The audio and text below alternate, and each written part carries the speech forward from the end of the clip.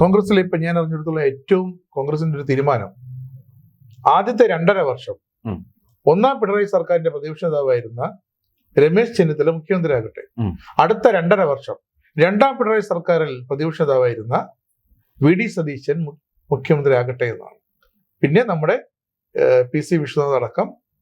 അല്ല, പക്ഷെ അതിനൊക്കെ ഈ മുസ്ലിം ലീഗിന് കേരളത്തിലെ ക്രിസ്ത്യൻ സഭകളും ഒക്കെ സമ്മതിക്കും. അല്ലല്ല, ലീഗ് ക്രിസ്ത്യൻ സഭകളുടെ ദൗത്യം ഏതാണ്ട് ഇതവിടെ തീരും, ജയിപ്പിച്ചു വിടുക എന്നുള്ളതില്ല.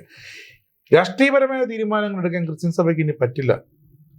അവരും അക്കടി പറ്റിയൊരു അവസ്ഥയിലാണ്. കോൺഗ്രസിനുള്ളിൽ ഇനി സമുദായം നോക്കുമ്പോൾ ക്രൈസ്തവ സമുദായമാണ്, മുസ്ലിം ന്യൂനപക്ഷമാണ്, ഹിന്ദു മഹാഭൂരിപക്ഷമാണ്. ഇതെല്ലാം കോൺഗ്രസ് നോക്കുന്നതാണ്. അതുകൊണ്ട് തീരുമാനം വേണ്ടണം എന്നാണ് ലീഗിന്റെ തീരുമാനം. വേണ്ടണം, ഇന്ന് വേണ്ട നാളെ വേണം. അതായത് വേണ്ടണം. അതായത് ഒരു ദിവസം PK കുഞ്ഞാലിക്കുട്ടി എന്ന കുഞ്ഞാലി സാഹിബ് പറയുന്നു ഉപമുഖ്യമന്ത്രി പദവി ചോദിക്കും, അടുത്ത ദിവസം അദ്ദേഹം തന്നെ പറയുന്നു ചോദിക്കില്ല, പിന്നെയും പറയും ചോദിക്കും എന്ന് പറയും. അവരുടെ ലക്ഷ്യം 5+1 ആണ്. പക്ഷെ അത് തൽക്കാലം കൊടുക്കാൻ നിർവാഹമില്ലെന്ന് ഇപ്പോൾ തന്നെ അറിയിച്ചിട്ടുണ്ട്.